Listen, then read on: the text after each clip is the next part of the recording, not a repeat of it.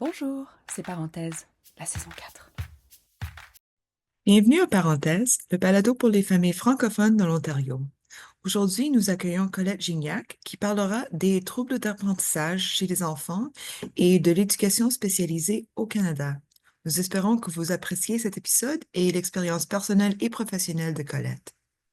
Bonjour Colette et merci beaucoup d'être ici avec nous aujourd'hui. J'ai beaucoup hâte de parler avec toi. Est-ce que tu pourrais commencer par nous parler un petit peu de toi, de qui tu es et c'est quoi que tu fais? OK, mais merci beaucoup, Julia. Ça me fait plaisir d'être ici aujourd'hui. Euh, oui, je m'appelle Colette. Je suis francophone du nord de l'Ontario. Présentement, je vis en Saskatchewan. Euh, Comme métier, mon passé, j'ai travaillé comme infirmière pour longtemps, mais depuis mon temps ici en Saskatchewan, j'ai commencé à travailler dans les écoles comme assistante en premier. Et présentement, je travaille pour une école qui spécialise de travailler avec des enfants avec des troubles d'apprentissage. Et en effet, plutôt on voit la plupart de nos élèves, on travaille avec de la dyslexie. Comme personnellement, alors je travaille dans ce métier, ça fait 3 ans. Et puis, j'ai 3 enfants à la maison. Ils sont 14, 16 et 19 ans maintenant. Et puis, ma plus jeune, Emilou, elle a la dyslexie. Alors, pour moi, c'est quelque chose que j'ai vécu pour un bon bout de temps maintenant. Alors, je suis un peu passionnée de ce sujet. Est-ce que tu pourrais nous parler un petit peu du programme que tu diriges? Tu travailles avec un programme spécialisé. Euh, j'ai parlé avec une amie qui, son fils, j'allais dire, c'est elle qui l'a utilisé, c'est son fils qui utilisait le même programme. Et puis elle m'a dit que c'est tellement utile, c'était le meilleur programme qu'ils ont essayé pour la dyslexie. Est-ce que tu pourrais nous parler juste un petit peu de c'est quoi? Oui, absolument. C'est un programme qui était formé, là, je veux dire, environ 8 ans. C'est commencé par une madame qui s'appelle Sheila Erickson et elle a commencé dans le sous-sol de sa maison avec 2 élèves. Mais pour plusieurs années, elle était euh, orthopédagogue à l'école et elle était vraiment frustrée de la manière qu'elle pouvait pas aider ses élèves, surtout en lecture. Et ce qu'elle a fait, c'est que, puis ce qui est la base de notre programme maintenant, c'est vraiment la science de la lecture. C'est quelque chose qu'on entend de plus en plus. En anglais, on appelle ça the science of reading. Et puis, ça a vraiment comme base euh, que tu vas commencer à une base et très doucement, tu mets des étapes et des étapes à ce que tu fais. Tu travailles très c'est explicite la manière que tu vas être avec l'élève en le moment. C'est souvent un à un. Euh, et puis, dans ce moment, tu vas prendre le temps et vous allez toujours travailler ensemble. Puis, on travaille d'une méthode je fais, on fait, tu fais. Et de cette manière-là, on voit que quand les enfants, surtout les enfants qui ont, ou les élèves qui ont de la dyslexie, des fois, ça prend un peu plus longtemps, mais quand que cette base est utilisée et on continue à mettre de plus en plus, mettons, des briques d'informations, on voit que ces élèves ils s'envolent, en effet. J'ai j'ai juste tellement de belles histoires, mais on voit que cette méthode, ça va vraiment se diriger. Ici, tout de suite, je suis à Saskatoon. L'école s'appelle Roadways. C'est une école anglophone. Et puis maintenant, on a commencé, quand j'ai commencé 3 ans passés, on avait 17 élèves. Maintenant, on a 50 élèves à temps plein. Et là, je travaille juste comme tutorat et on a 100 élèves qui viennent nous voir. Alors, on voit qu'il y a une demande dans la communauté. Et puis, nos familles continuent à revenir pour de l'aide et de l'appui pour leurs enfants. Une question, c'est que j'ai lu qu'il y a eu une grande augmentation de besoins de soutien spécialisés pour les élèves, pour les enfants, soit en lecture, en orthographie, tous les besoins d'éducation spécialisée. Euh, c'est quoi l'état de l'éducation spécialisée au Canada? Est-ce que on a des services pour ces enfants ou est-ce qu'il y a, comme je pense que je connais la réponse, mais il y a des enfants qui ont besoin de l'aide et qui ne peuvent pas euh, euh, trouver de l'aide pour leurs besoins. Oui, c'est vraiment intéressant. Quand j'ai commencé, comme j'ai dit, on a déménagé ici à Saskatoon 6 ans, presque 7 ans passés. Et puis, j'ai commencé dans les écoles. Et ce que je voyais, c'est que le rôle que je jouais, c'était vraiment d'aider les enfants avec des problèmes de contrôle, d'autorégulation. Et ce qu'on voyait, c'est que tout l'appui allait dans ce bout-là. Et là, tu avais tes élèves qui peut-être avaient de la problème en lecture, en orthographe, en mathématiques. Et puis, il n'y avait plus d'argent dans le budget, mettons, pour faire ça. Et je sais pour nous autres, surtout en Saskatchewan, il vient juste ils ont mis à porte 80 assistantes à l'école. Euh, c'est incroyable. Je ne sais pas comment ils peuvent le faire, mais en effet, c'est ça qu'ils ont fait 2 semaines passées. Et puis, on voit que pour nous, que c'est un programme que les personnes ont besoin de payer pour venir, malheureusement. Mais ça continue à augmenter. À chaque fois qu'on rentre, à chaque fois qu'on a une réunion, le message, c'est on a d'autres parents qui sont à porte pour avoir plus d'aide. Alors, le système public fonctionne pas tout de suite. Surtout quand on sait que les gens qui vont être embauchés pour aider ces élèves, ils ont rarement la formation de faire cette sorte de 1-à-1 avec un élève. C'est très spécialisé et je pense pas, ben ça fait 3 ans que je travaille pas dans le système, mais j'ai eu zéro formation dans ce domaine. De demande pour du soutien, ça a commencé. Est-ce que c'était comme avant le COVID-19? Tu es dans ce métier pendant quelques années de plus avant la pandémie, ou est-ce que c'était quelque chose qui est vraiment augmenté durant et puis après les premières années de la pandémie? Euh, Je crois qu'après la pandémie, on a vu une augmentation euh, pour des raisons, je pense, très spécifiques. Et là, couramment, comme présentement, je pense que ce qu'on voit, c'est qu'on est toujours en train de couper. Euh, et puis, ce qui arrive quand l'argent n'est pas là, les gens ne sont pas là, les élèves, là, ils n'ont pas ce temps d'être éduqués dans cette méthode très spécialisée qu'on sait fonctionne. Toute la science de lire et tout ça, c'est tout basé en science. On sait que ça fonctionne, on le voit. Il y a toutes sortes de matériel, mais c'est surtout ici en Saskatchewan. Ça commence à changer en Ontario et j'ai bien hâte cette année d'aller voir les changements qui commencent à petit. Mais ici, surtout, on voit absolument aucun changement dans le système de manière qu'ils sont en train d'apprendre, d'éduquer les enfants à commencer à lire. Je me demandais un petit peu plus selon les effets de la pandémie. Euh, Ce que je vois, comme sur mon Instagram, TikTok, les choses comme ça, il y a beaucoup de profs qui disent que il y a une manque d'apprentissage qui est arrivé durant les premières années de la pandémie. Est-ce que c'est ça qu'on voit maintenant, qu'il y a plus de problèmes d'apprentissage à cause de ça, ou est-ce que c'est plus que ça, selon toi? Euh, c'est vraiment intéressant parce que ce que je fais maintenant, la plupart de mes élèves, sont entre, mettons, 11 et 14 ans. Ils vont toujours me donner les préados, là. Et puis, je les adore.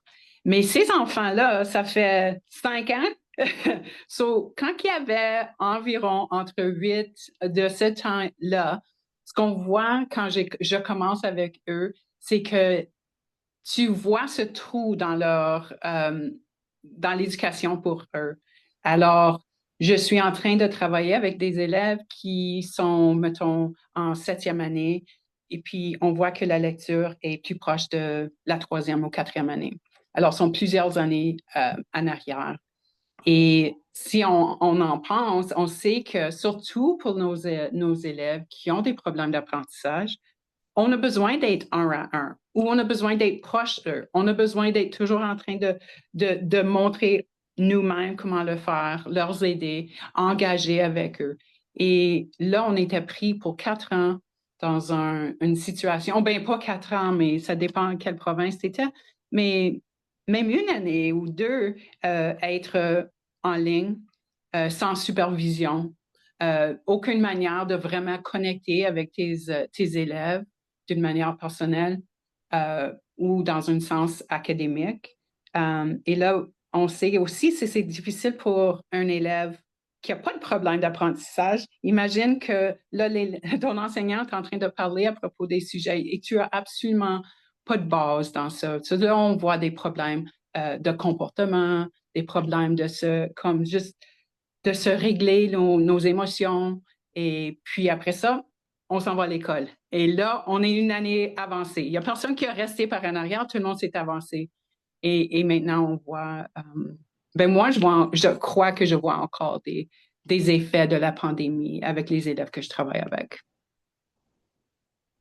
Ce que tu as dit aussi selon le comportement et puis comme ça se lie à la santé mentale et puis tout ça, mais je pense qu'il y a beaucoup d'élèves qui ont vécu ces premières années de la pandémie et puis ils étaient peut-être ils se sentaient fâchés ou bien tristes ou quoi que ce soit, mais il y avait personne avec qui ils pouvaient parler de ça, et puis ça juste reste dans leur petit corps, et puis ça fait du bon sens que ça sort durant l'école. Alors, je peux comprendre que les professeurs pensent, on doit on doit mettre nos efforts sur le comportement, sur le règlement de la discipline et les choses comme ça. Et puis, les enfants qui ont de la difficulté juste en apprentissage, mais qui s'assoient bien, qui sont tranquilles, ils sont oubliés. Et puis, il n'y a personne qui est comme avocat pour ces enfants. C'est tellement triste, ça. Oui. Et c'est quelque chose qui est extrêmement commun avec des enfants. Comme là, je dis ça d'une manière personnelle. Ma fille est aussi comme ça. À chaque fois qu'on allait voir l'enseignant, euh, s'il y avait des problèmes, même si je disais, je vois des choses que j'ai pas vues avec mes autres enfants. Ça semble qu'il y a un problème. Oui, mais elle écoute tellement bien à l'école. Elle est vraiment amie avec tout le monde dans la classe. Ses élèves sont très intelligents et ils vont se mettre d'une manière qu'ils ne sont pas vus. Alors, si ça veut dire que je vais effacer le tableau pour que personne ne peut me voir ou j'ai pas besoin de lire la prochaine personne, c'est ça que je vais faire. Alors, ils se cachent d'une manière parce qu'ils peuvent. Euh, et c'est, c'est, c'est vraiment ça, mais c'est aussi une histoire que j'entends souvent. Beaucoup de mes élèves font la même chose parce que ça leur donne une place pour se mettre. Et c'est horrible à dire, mais je vais vous dire, euh, j'ai dit à Emilou, ma fille, comme si tu as un problème en classe puis ça arrive pas, tu peux comme lancer ta bouteille d'eau. Lance-les. Fais quelque chose. Parce que étant comme ça, tu vas jamais avoir l'aide. Alors, c'est vraiment une bataille pour la famille quand il y a un problème, mais l'élève n'est pas assez, comme on dit, un problème en classe. Ça aussi, comme tu sais, un de mes fils, il a la dyslexie aussi. Et puis, il est tellement intelligent, il est tellement doux, il est tellement gentil. Et il n'y a jamais un problème avec lui.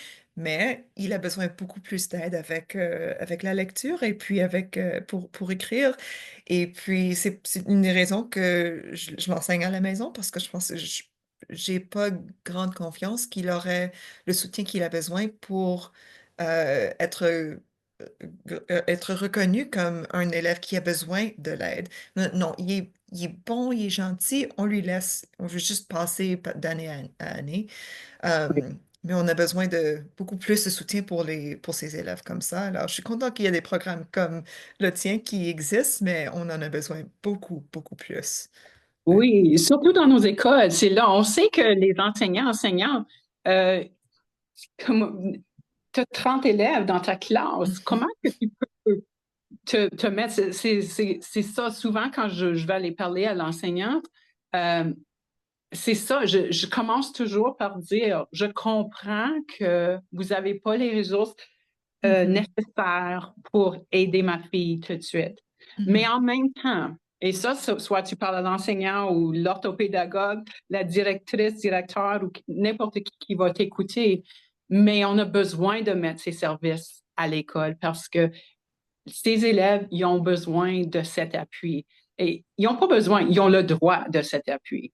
Alors maintenant, c'est vraiment le shift où, tu sais, comme on a besoin de changer la mentalité que on veut aider votre enfant. Non, tu as besoin d'aider mon enfant. C'est un droit humain. On le sait, c'est dans la loi. Alors maintenant, on a besoin de commencer à approcher ça d'une autre manière. Puis ça, c'est pas facile parce que tu peux être vue méchante ou sept parents. Mais en effet, difficile, oui. oui, mais Oui, tu as besoin. Tu n'as oui. pas le choix. Les services sont pas là dans cette manière Mhm, pour les élèves. Euh, mhm. c'est ça qui est frustrant parce qu'on sait et la recherche est là, c'est tout là, on le voit. Mais maintenant, on a besoin de les mettre dans les écoles. En pensant de l'expérience des parents, quand on s'est parlé il y a quelques semaines, tu as mentionné que les parents sentent une pression pour avoir un enfant parfait. C'est où c'est d'où qui vient cette pression-là? Et puis, c'est quoi l'effet que ça a sur les parents et puis sur l'enfant aussi, surtout? Oui, c'est, je suis pas 100% sûre comment répondre ça, mais je le vois des fois. Je suis pas sûre où ça vient. Soit c'est des réseaux sociaux où on le voit, mais je pense au fin fond que la plupart du temps, c'est un peu comme un amour intense, combiné avec le fait que peut-être les parents ne comprennent pas. La dyslexie, des problèmes ou des troubles d'apprentissage sont très complexes. Et la seule chose vraiment que les gens connaissent souvent de la dyslexie, c'est que j'inverse mon B, mon D, ou gauche et droite, ou il y a des choses comme ça, mais c'est très complexe et je trouve que les gens n'ont pas une bonne base dans c'est quoi exactement. Euh, c'est pas, ton enfant n'est pas brisé. Ça, c'est l'autre chose que j'entends souvent, c'est que est-ce que tu peux absolument comme réparer ce qui est arrivé ou ce qu'il y a de mal avec mon enfant? Et puis, tout le temps, c'est toujours la même chose. Il n'y a rien de mal avec ton enfant, c'est pas ça. Il y a un système qui marche pas avec la manière que ton enfant apprend. Euh, Notre système d'éducation est juste formé d'une manière tout de suite. Peut-être ça va changer, on voit des petits changements, puis on voit des accommodations que les gens vont mettre, mais en même temps, on n'a pas vraiment une bonne base de c'est quoi la dyslexie, qu'est-ce que ça a de l'air. C'est pas juste la lecture, c'est c'est un changement neurologique dans le cerveau. Et puis, ça veut dire qu'on apprend d'une manière différente. Ça veut dire peut-être on pense, peut-être on voit des choses un peu différentes. Tous les enfants sont uniques de cette manière, mais c'est pas cassé. Il n'y a rien de mal. Et c'est vraiment ça que j'essaie de changer avec des gens qui veulent vraiment que leurs enfants changent. Parce qu'il y a pas un parent qui veut que ton enfant va à l'école et puis deviennent frustrés, reviennent à la maison, puis il est en train de pleurer parce qu'il ne peut pas lire. ou tu sais, comme ça brise le cœur. So, je pense que c'est là où ça vient, cette idée que je veux vraiment que mon enfant soit pas comme ça. Et Cette expérience de difficulté. oui, oui, ça, c'est vraiment difficile pour de changer cette idée. Puis parce qu'il y a beaucoup de choses aussi qui est mis euh, au public pour, tu sais, comme, oh, mais fais ci, tu as des choses que tu peux faire comme, ben, je vais juste parler de nous-mêmes personnellement, mais ils ont dit, fais comme une thérapie de vision. Ça va tout changer dans le cerveau, puis après ça, tu vas voir, elle va plus inverser ces choses. Ça marche pas comme ça, c'est pas cette chose. On a même été euh, à Chicago durant la pandémie parce qu'ils m'ont dit qu'ils peuvent faire des lunettes qui peuvent aider qu'elle voit des choses différemment pour qu'elle puisse commencer à lire, quote unquote, là, vraiment normalement. Et c'est absolument pas vrai. Mais on voulait tellement que ma fille soit euh, dans une position qu'elle se sentait pas comme elle était différente et tout ça. Et je te jure, après cette visite à Chicago en 2020, on a tout changé la manière qu'on pense à propos de ça. Mais ça m'a pris longtemps et pas parce que je voulais que j'aie un enfant parfait, je ne voulais pas qu'elle soit, qu'elle ait de la peine, et tout ça. Alors, je pense que ça fait longtemps que tu m'as dit, mais je pense que c'est ça où ça vient, cette idée que est-ce que mon enfant peut être normal, parfait, qu'on soit tout parfait? Oui.